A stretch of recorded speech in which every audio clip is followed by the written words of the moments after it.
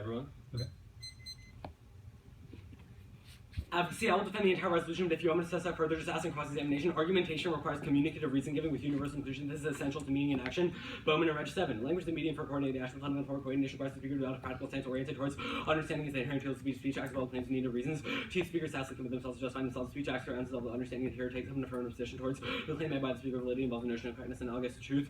Argue with claim with construct cogent arguments that are convincing virtue their intrinsic properties which their validity claims are redeemed, or object to truth and rightness claims are acceptable to argumentative justification while discourse rests primarily on needing interpretations on empirical induction. The relevant reasons should be acceptable to any reasonable age of the objective rule the same for all. Valuable rules and principles for all persons in the appropriate audience for the testing of claims universal and making truth claims on counterfactually presuppose universal consensus would result. This requires respect for freedom. One, there are no arbitrary grounds for distinction in individual reasoners, so the norms that govern them must be universally valid. Same with the logic behind math is universal. Violating freedom is contradictory because you universally will violate your own freedom, which prevents your ability to act. Second, actions causally contain the freedom to pursue a given end. Angstrom. The act of practical representation that constitutes a setting of the object of the end includes understanding itself as the cause of the whereby the object is brought about. Every representation of the end contains a representation of the object. The representation of the subject causal sufficiency, not respect to the object, the sufficiency of the subject's attention to produce it.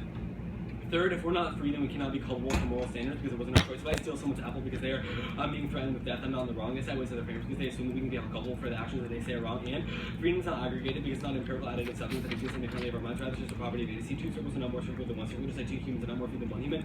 Moreover, agents cannot reject their personality, ability to be free. Ethics is only coherent when humanity is respected. Kant.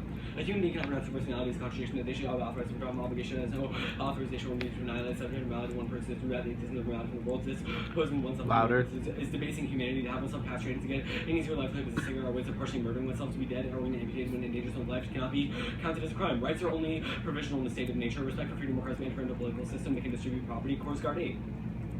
In the state of nature, rights are only provisional. My possession of my property when you and I have given each other several guarantees. Rights are constructed from the human relations among people who have made such agreements.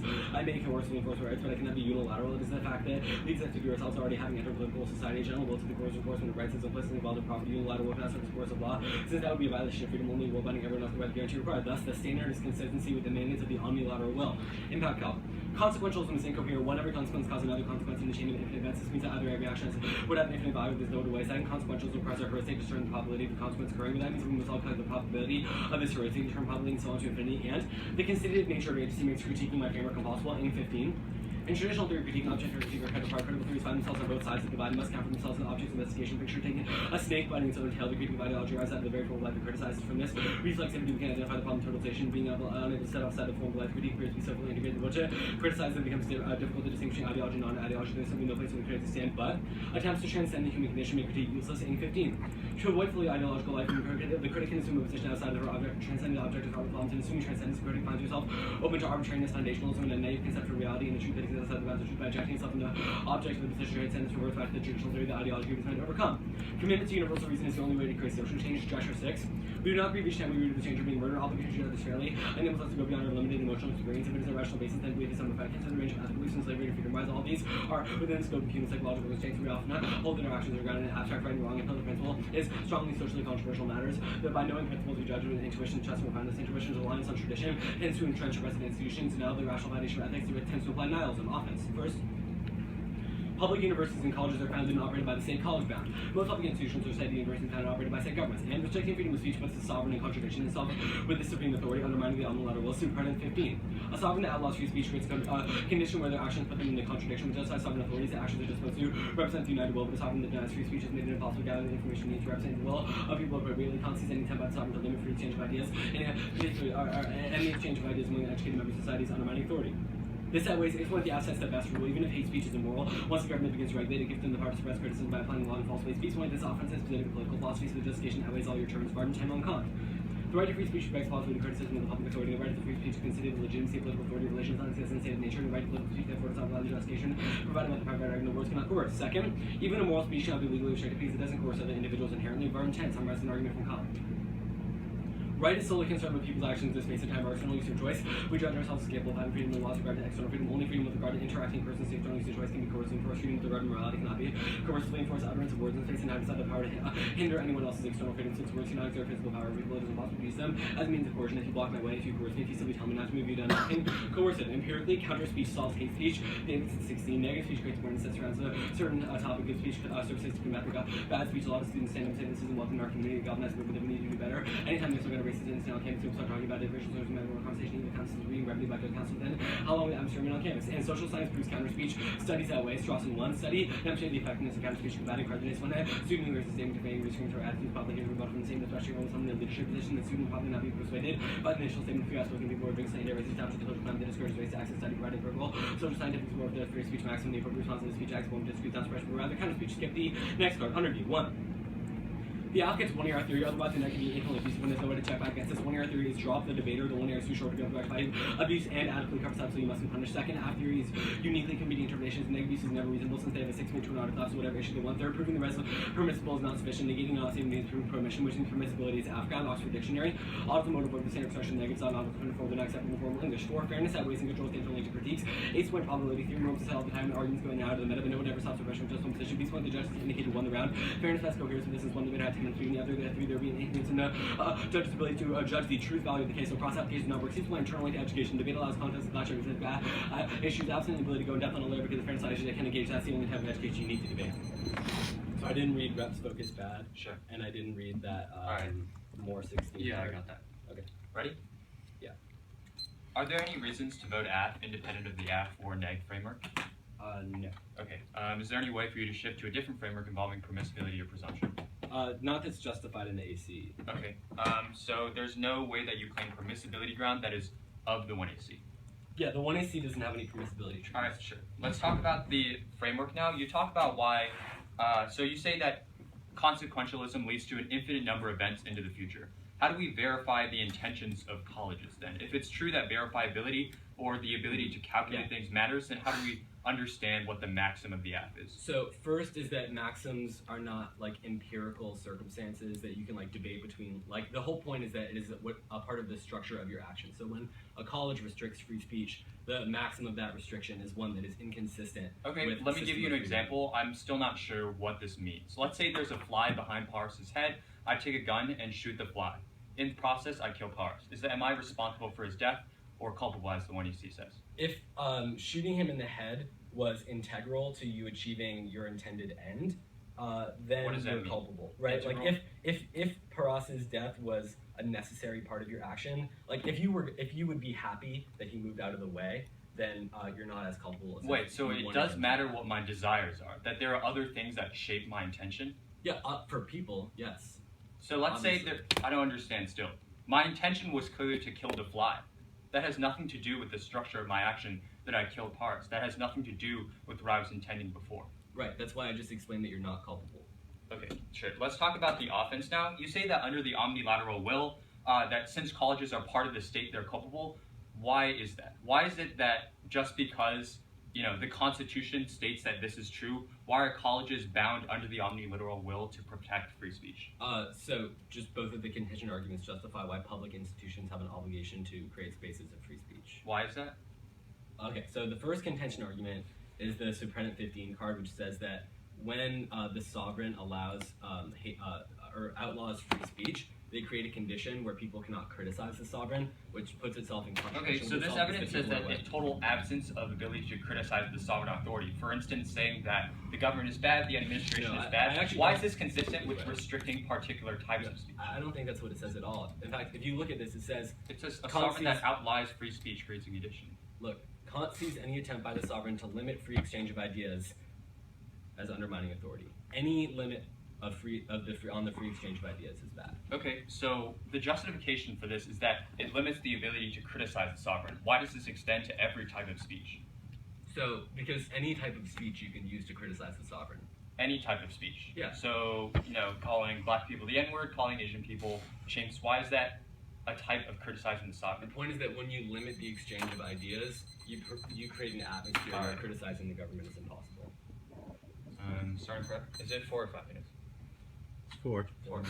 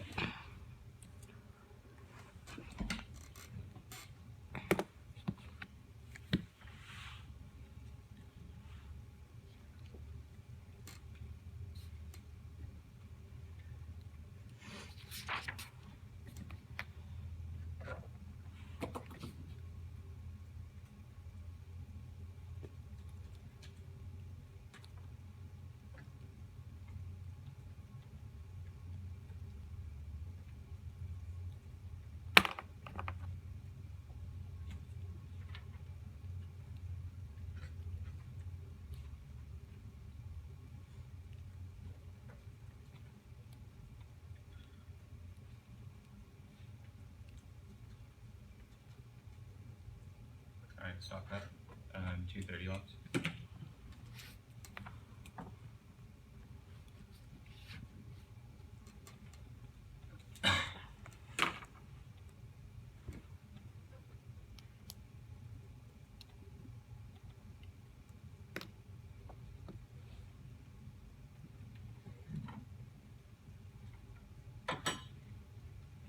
Did you send it? Yeah, I just sent it.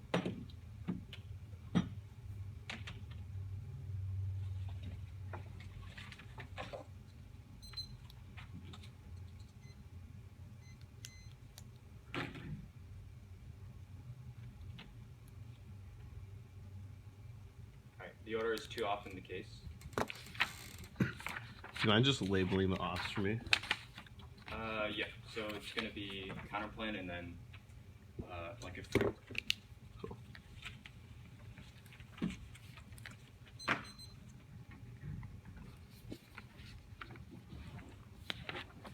Alright. Is everyone ready? Counterplan text, public colleges and universities in the United States ought not restrict constitutionally protected speech other than fraternity, advertising, organization, or membership. Fraternities are sites of rape, serious injury, and death. Flanagan 14. Fraternities are very risky organization with young people involved in fraternities are an industry that has tremendous risk and tremendous history of rape, serious injury, and death. Most are washing off, and most are correct and aiming for adult supervision. Fraternity system is the largest industry in the country directly involved in prevention of alcohol underage people. Banning campus fraternity assaults and banning fraternity advertising alone is good. Ryan 14. The most obvious way to end fraternities to universities simply move green light from the campus to higher education. Really want to get rid of the recruits. They would. All universities would have to do is put their foot down. University can say no to great groups or events on campus and prohibit advertising for great life. Fraternities protected by First Amendment's right to free speech. Lucian 11. Fraternities near their freedom of association protected by First Amendment free from joint groups understood not to rise from the protections of free speech. Freedom of speech, the right to freedom of expression will not mean a great deal for you or forbidden to join together with like-minded individuals to amplify the power of voice and take collective action. Next off.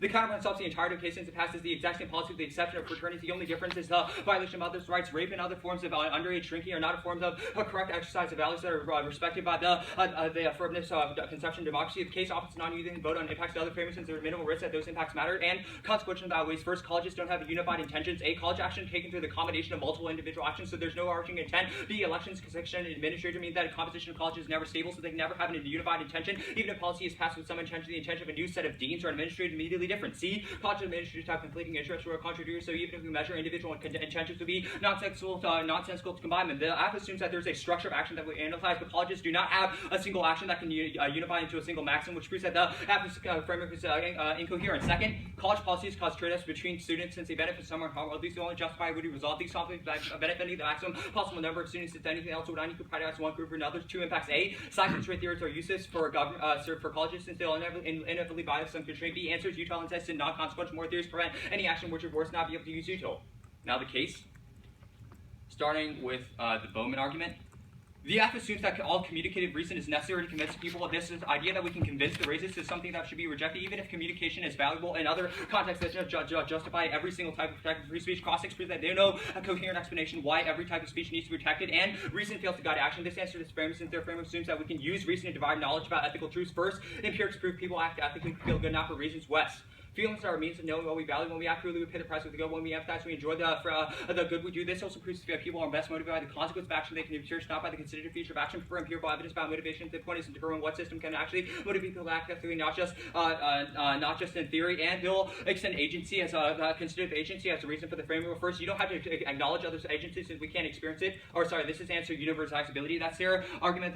Their argument that we need to respect freedom for others. So you don't have to acknowledge others' agency since we can't experience it. There's no way to know if they use reasons that we can't access the thought process. We don't have to universalize since the only issue we care about is our own. Two, rarity objection. You can place constraints on universalization like only killing under specific conditions. The maximum would become so specific that when you universalize, no one act on escaping contradiction. Continues does not prevent any action. Make the theory useless. The act does not justify what we acknowledge. Other freedoms, even when we care about our own person that I acknowledge. That means we need to coalesce into a omnilateral role. Next, they'll extend agency as a reason why the act framework should. But one, Schmajian objection. Moral skeptics can deny their own issues by arguing they are Schmajian similar to agents. All their relevant weights by lacking self-constituent in the Constitution. They will say denying your agency is expression of its because that assumes you're an agent to begin with, but even that assumption is something challenged by the skeptic. 2, don't find either A, some actions do not constitute agency, so it is possible to act in ways that are not part of agency, making agency escapable and denying constitutional, or B, all actions constitute agency, so it is impossible to act contrary to constitutional principle. That makes morality useless and an obligation meaningless if you can't violate an obligation to begin with. Next, they say you can't aggregate freedom, but 1, this reject this intuition says that 2, violation of freedom is worse than 1. That means that intuition is the basic foundation of method. P, even modus ponens and 2 + 2 = 4 only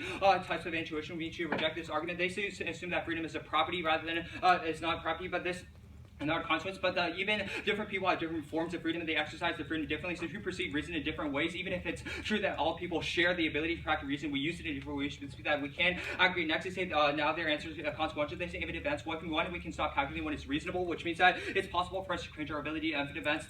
Second, that we can calculate beforehand when it's necessary to constrain our heuristic, which means that it's not necessary to calculate onto infinity. Third, the contention level already accounts for this, and we can debate probability, magnitude, and scope, which means that we can just debate about how big the impact is. Fourth, the apples with surface ability, since we need to infinitely calculate what the intention is, because when we try to calculate the intention, understand the intention itself, that assumes that there's an intention to understand, which we have disproven. So if the framework is equally impossible, then you should default neg, because colleges don't have unified intentions. Now on to the contention level.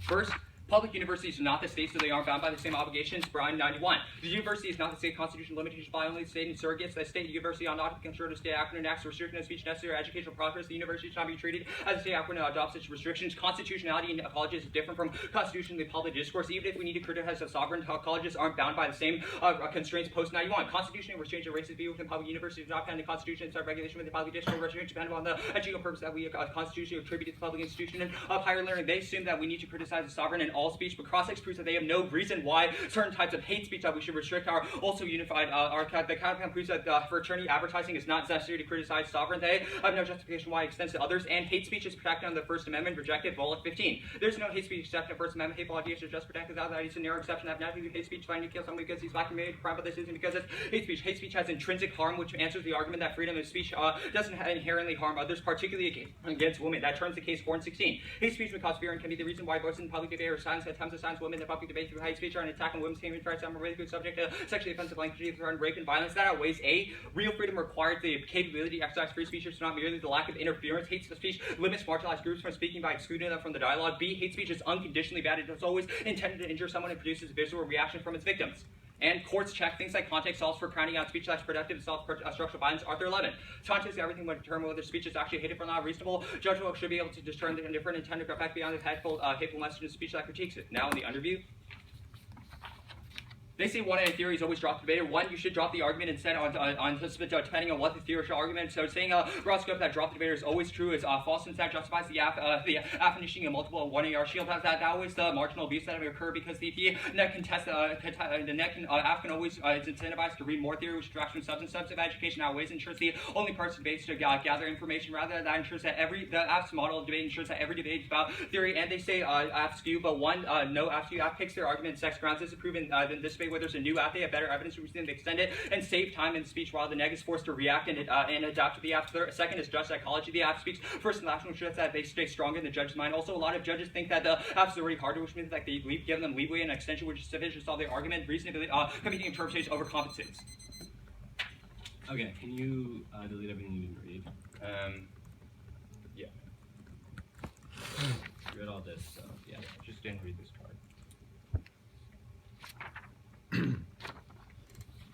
I can delete it because my trackpad's here. Okay. Yeah, you got it. There you go. Everything else is read though? Yeah. Okay. Ready? Yeah. What's the status of the counterclaim? Unconditional. Okay, can you explain why it links to the AF framework? So the Ryan card states that the Flanagan card states that fraternities result in rape, serious injuries, and death. Okay, so this seems like a consequentialist impact. So we explained this on the framework argument, the second off, when we state that. Yeah. So we explained that the AF framework says that speech is important. The neg says that the counterplan solves all of that offense and says that fraternities speech is not necessary for the AF's framework. It does not link to the AF's framework. You only made that argument on the right to rape someone is not a right to communication. The AF's framework does not entail that you have a sure, but right to obviously, like raping and killing it, or not killing, raping and serious injury, all your evidence does talk about death, is already illegal on all college campuses, right? All you do is just prevent the speech, which you argue would lead to more of those things. So I don't No, understand I think that there's a this connection to is that. a form of speech. That fraternity advertising. So why and is that certain- form of speech intrinsically connected underneath my framework to the harmful consequences that some Okay, so fraternities often first, have? we've already disproven this idea that there is some intrinsic connection that you can say an action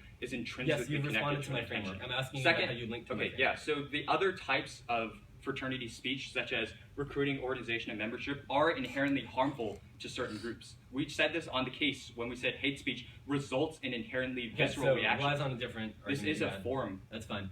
Okay. So let's talk about... Either way, it still matters, at least a little bit under your framework. Like the idea that rape would not be bad. Let's talk it's about nonsensical.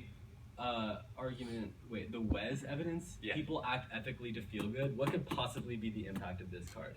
This just proves your argument that people act according to Where does reason. the AF say that empirically people act according to reason? Your argument is that people are practically, they have practical reason, and that we should derive I ethics didn't from read the this structure. conservatism argument. You seem Yeah, to I think understand that. I I did. understand that. Your argument is that the omnilateral will is derived because we each have freedom, and that we can universalize our freedom to say that we should coalesce. Can Our argument is the answers key this word directly. there. Okay. That's fine. What's the rarity objection? It says that if it's true that we should universalize maxims, we can always make the maxim more and more specific. Oh, it's just a tailoring objection. Yeah. Okay. Then the burn evidence. Can you point to me a warrant in this card? The Byron, right? The 91 card? Yeah, I think. Oh, yeah, okay. This says that the university is not the state. They are subject to different types of limitations. Right. Yeah. The warrant, though. The That's what I warrant, was asking okay, for. yeah. Your claim is that the omnilateral will falls onto public colleges. Argument is that they are not part of the government. They're That's the different impact. educational institutions. What's the warrant? What do you mean? The university is not part of the government. What's the warrant for that? I read evidence that says that it is a part of the government. You read evidence that it's not. Okay, it says the university ought not be considered a state actor when it enacts restrictions. Especially in the courts as well as in the legal system, they are not considered to be Who part cares? of the same constitutional Why system. does that? Who cares? Why? This is like saying that Stanford is part of the government. They're different. It's They're not. distinct That's parts. very different. That's a They're private distinct university. universities. Okay. 4 minutes starting now.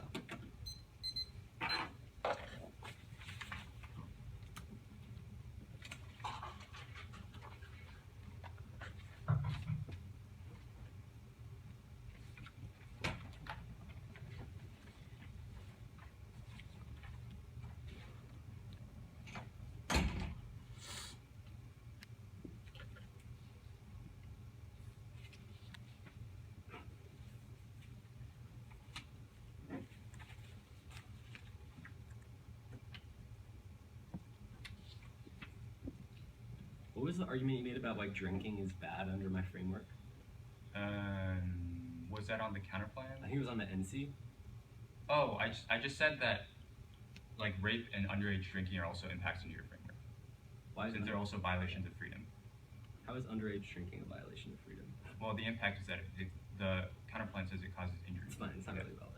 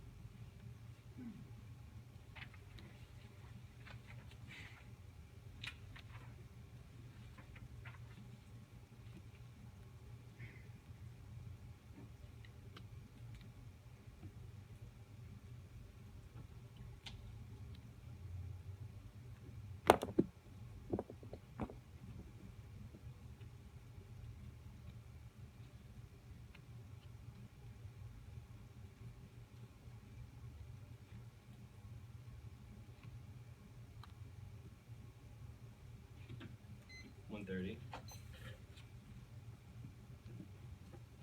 Yeah, let me send out the doc.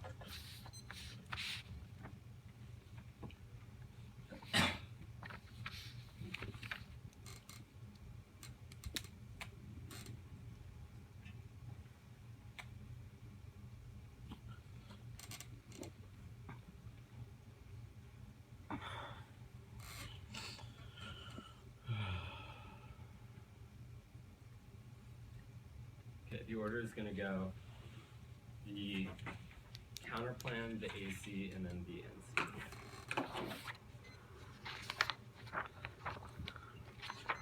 I borrow this one. Yeah.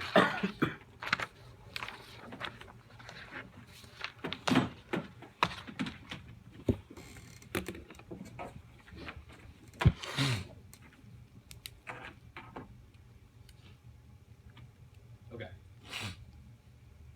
Is everyone ready? 1 second. Yeah, I'm ready.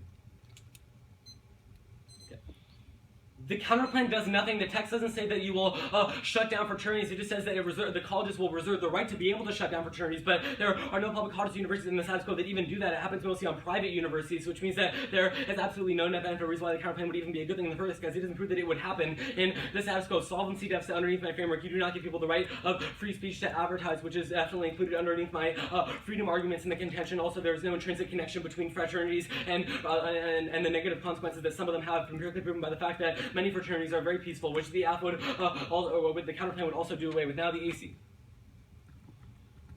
Okay.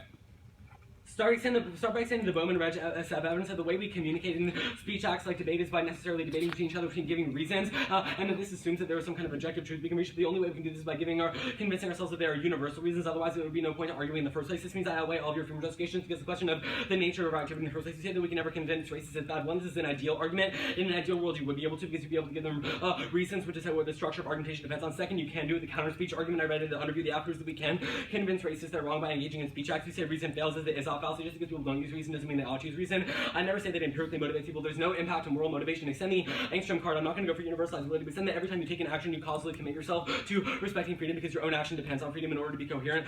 In the first place, you say that we can you say that we can be schmagents, but even to question whether or not you're a schmagent is an act of agency because you're using reason. You say that the skeptic can always challenge that, but they can't, because even if they were to challenge that, there would be an act of reason. You say now the argument underneath it that you say that every action will be okay, but this is not true because even if your actions are always considered with your aim of freedom, they can either be a good action or a bad action, which means this argument doesn't make any sense. You say that the announcement of freedom is not aggregated because it's not an additive consequence. Look, my framework is the only framework that defines what freedom is. It is not an empirical substance or an amount of emotional feelings. It is rather a property of being free. But you cannot combine properties. Just like two circles are not more circular than one circle. His only argument is that there's intuition, no impact to intuition. My framework justifies reason, which outweighs, and he says that 2 + 2 = 4 is justified by intuition, but no, it's justified based on math, which is what my framework is about. Also, my argument specifically proves that the intuition is wrong. Oftentimes we have wrongful intuitions. The reasons can conflict with you go with my arguments. Now now I'm not going to go for infinite consequences, but I go to the contention. Oh, and then extend course card 8 that we must enter into a political society because otherwise it would no way to respect freedom in the system because we'd all be violating each other's freedom. Now the contention. Don't have to go for the first argument. Extend the second contention argument of Varden 10, which is that inherently violations of free speech infringe on your freedom to speak in another way, and that there's no intrinsic connection between speaking and infringing on someone's ends. The Horn 16 evidence you read is terrible. It just says that it might cause harm to people if you use hate speech, but causing is by definition a consequence. There's no intrinsic connection there, which means that I answer this argument. Also, there's no a priori distinction in hate speech and normal speech, which means we cannot afford it a separate category. The Arthur 11 evidence links back to structural balance, but that's not my framework now. Extend Strawson 1. This turns the counterplan because it proves that we should be using counter speech to engage with fraternities. Every time you ban fraternities, that just means that those people that have rapey tendencies will just be silent, but that those tendencies will still exist. The only way to solve is by actually trying to criticize them. That means also means I control uniqueness for all of your impacts because that happens in the status quo in that ways. Now extend the Oxford Dictionary card says that permissibility affirms because the standard construction negative is not, which is conceded. Now DMC. Okay. If I prove that Util triggers permissibility and vote F1, none such, the universe is infinite. Boss from 11, current changes that's about open universe. The universe is basically infinite. At every point, it contains infinite number of galaxies and planets that are the infinite fraction of the whole. The many cosmologically brain universe, but an infinite ensemble universe as the probability of the world is finite. Thus, consequential proves the auctions that people value. Boss from 11, the world contains infinite people, infinite choice, and preference we can only define a meta good value. Adding finite quantity does not change infinite quantity. Every act is an effect of total amount of good by consequential theories of whether the world is indifferent to what we do. Now you say that it solves the opposite. It doesn't because there's freedom of speech net benefit. You say that now group all of his arguments. They just misunderstand what my framework is. My framework isn't about mental states of intentions and like combining the intentions of everyone that's a part of a college. It says that when a college passes a resolution that restricts free speech, like literally what is on the paper, the structure of that action is what is bad in the first place. Which means none of his arguments link to my thing in the first place. You say there are trade-offs and that they will never really violate. You can just admit this assumes no act omission distinction. It doesn't warrant no act omission distinction, which all of my framework criticizes. Do you want me to send an updated doc? Did you? Yeah. I didn't. You didn't read anything more than the doc, right? You just read. Yeah. Yeah. Okay. So I'll just send an updated. Right.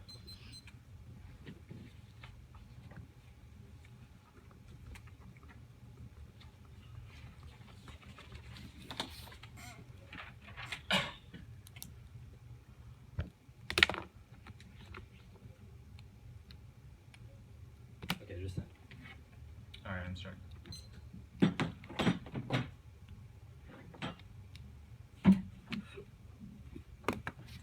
What was the second argument you made on the counterplan? There's a solvency deficit underneath my framework. Which is what? People should have the free speech to like advertise and things like that.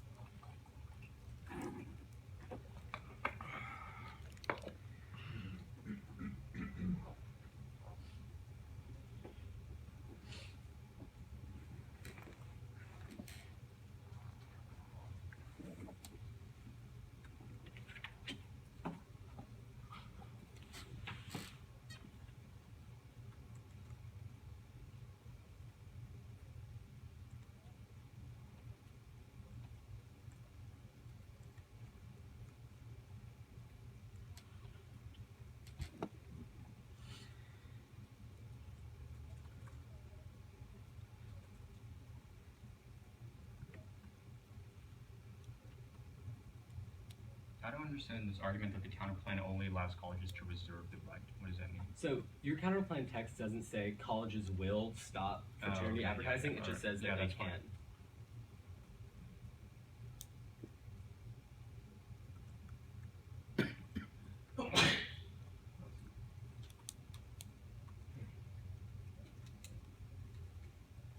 And the only reason that permissibility is a reason to vote F is util triggers permissibility, right? Mm-hmm. Okay.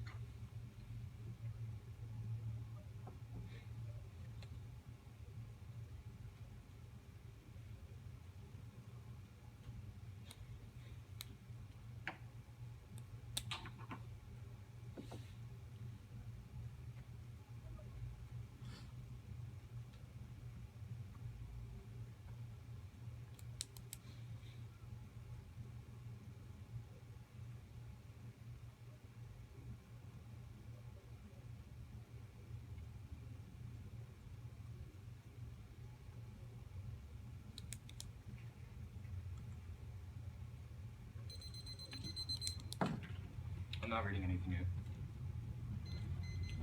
Alright. The order will start on the framework, or the NC, then the counterplan, and then the case.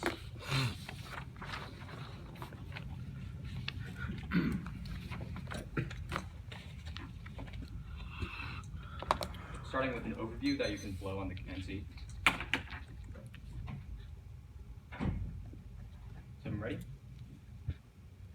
The 1A dropped ethical uncertainty that that says if you're unsure of what the ethical framework is, then you should default to the negative, since we've wanted the counterplan solves the majority of case offense. Even there's a couple instances where there's a violation of free speech freedoms. That doesn't mean that you should allow rape, serious injury, and serious death and injury to occur. That was the argument that says that on the NC. Now extending a couple arguments that says consequentialism have a risk of mattering under the framework. First is that there's no consistent intentions when colleges occur. Their only answer to this says that when you pass a resolution in a college that there is a structure of action, but will win that there is no inherent structure of action. The 8th point is that each individual bill or resolution that colleges passes takes through a combination of individual actions, so it's impossible for us to say that there's a structure of the entire action overarching across the entire resolution, since it takes up multiple specific actions. The only way for us to evaluate what the ethicality of the action is through the consequence of what it ultimately results in. Otherwise, it's impossible for us to analyze each individual action in conjunction. For example, to ban to allow free speech, the college has to remove certain restrictions and then issue a statement to the school, and then have certain law enforcement officers issue that statement, and then that result in a series of actions, which means that the affirmative can never prove that there's an action. B is that there are consistent different elections and succession of administration throughout time. That proves that there is no consistent structure of action, because when you enforce an action, that requires that there's a different person intending the action. For example, if the first dean who implemented the action says that we should allow this in order to protect the constitutionality of the school, that purpose is deferring from another person who is a hardcore Republican that says that we should should change political correctness, which means that the intention of different genes throughout time is different, which means that there is no consistent structure of action because there is no consistent structure. Now extending the C point that there are different interests that over time that disproves their argument that there is a structure because when an action passes, there is multiple, hundreds if not thousands of different intentions that pass through the law, which means that there is no one structure. For example, a dean might say that they're trying to violate political correctness, while another dean might be trying to promote free exchange in the classroom, which means that there is no consistent intention that says you can point to a maxim and say that this is the structure of the action, unless after the debate you can identify to me that every college action has a single structure or an inherent structure. Then you should not vote affirmative because their framework is impossible. Now extending our trade-offs argument, their only answer is that this assumes an act-omission distinction, but every single action that the college takes does involve some a certain violation of rights. For example, if the college decides not to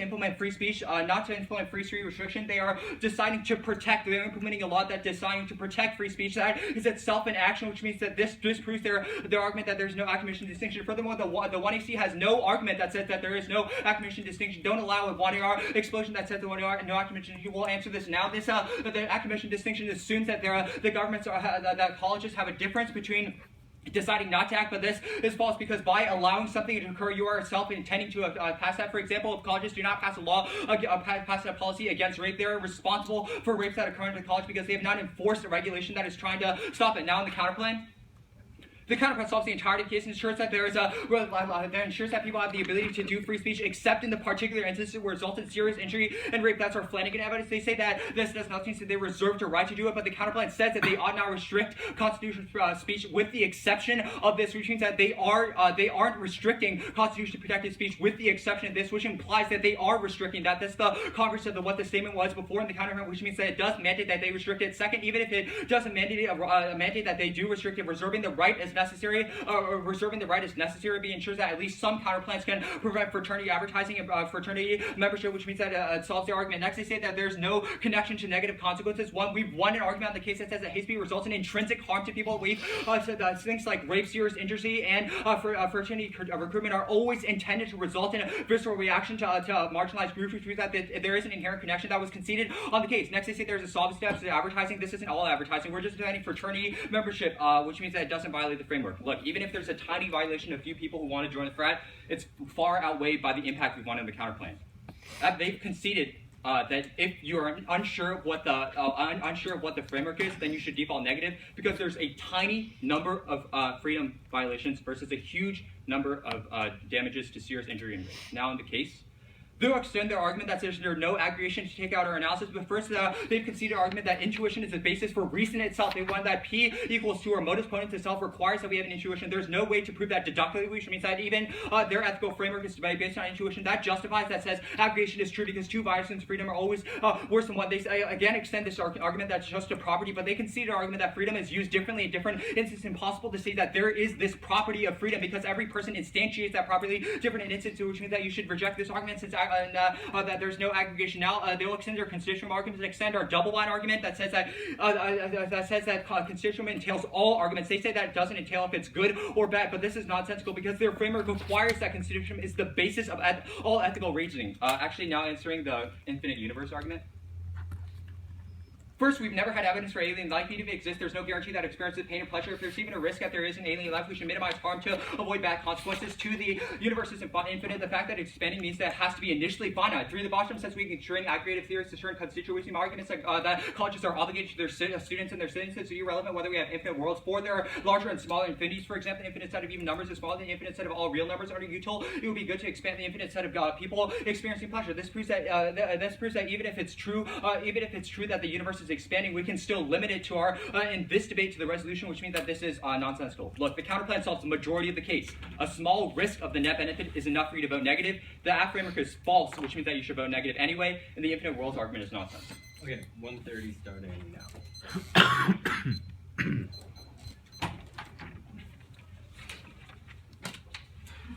now.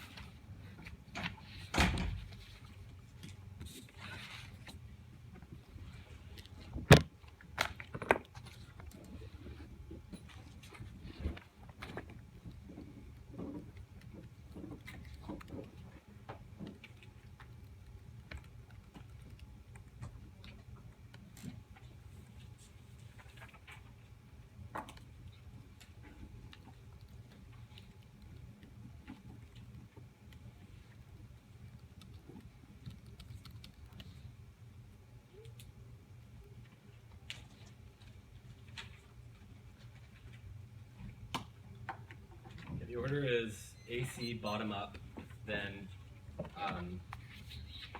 counterplan NC.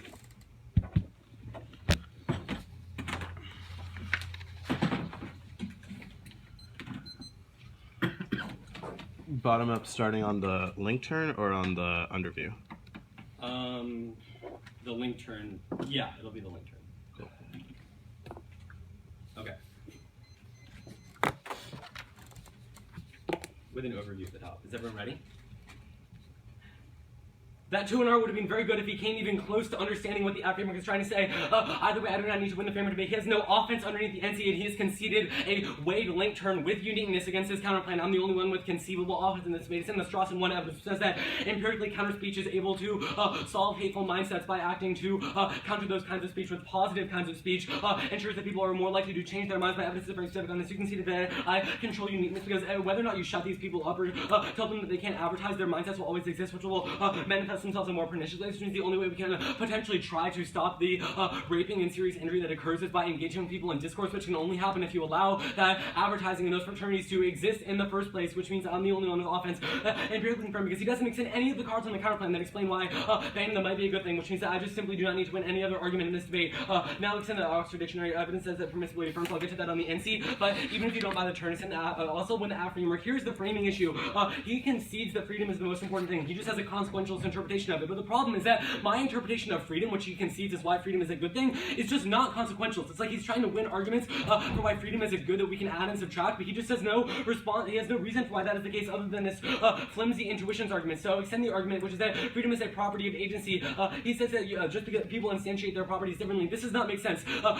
Triangles have the property of being three sides. However, there are many differentiations among triangles. Some are scaling triangles, some are isosceles triangles. That doesn't mean that there is no such thing as a property for triangles to have three sides in the first place, but it does mean that that property can differentiate in certain instances. In the same sense, people, by the virtue of acting, have freedom. That freedom can differentiate itself and manifest itself in different instances, in different cases, but they still have that fundamental kind of freedom that you cannot add or subtract. It's just like two triangles are not more triangular than one triangle, which means that you concede that yes, intuitions have some kind of prima facie moral force, but if we have a reasoned argument that conflicts with that intuition, then we should reject the intuition. Insofar as he does no weighing here, I'm the only one that did that weighing. In the last speech, he says logic is based on intuition. Yes, that's true, but we can also use logic to override our intuitions in certain instances. Also, there's just no reason why this is necessarily like an intuition that we all share. Like, I don't necessarily share this intuition about political philosophy that he has. Libertarians don't. There's no reason why he can just assert this out of the way. Now, this so. Then extend the contention argument, which is that you violate the freedom of fraternities to advertise, which is presumably an impact underneath the app, even if it's a small one. The sufficiency test argument doesn't make sense because my framework isn't consequential. Sufficiency test already assumes that we're trying to maximize suspected value, which is what my framework disproves in the first place. Now the counterplan. Okay. He says it solves the entirety of the case. It doesn't. He's considered there's no intrinsic connection. If I answer his arguments on the NC, then that means that the impacts of the NC are just a consequence, but they're not intrinsically underneath the app framework. That fraternities are a bad thing because some frats are good. Now, the NC. Quickly going to go for this argument. It doesn't matter because you can still vote on the turn to the NC, but the argument here is that it does not matter what these series of intentions of people are who are on the college campus. It doesn't matter if the administrators differ. What matters is that they pass a policy action. He's conflating Kant's political philosophy with Kant's moral philosophy. It's not about mental states, but rather when you violate free speech, when a college violates free speech, that is what causes all the harms, which delinks all of his offense. Good man.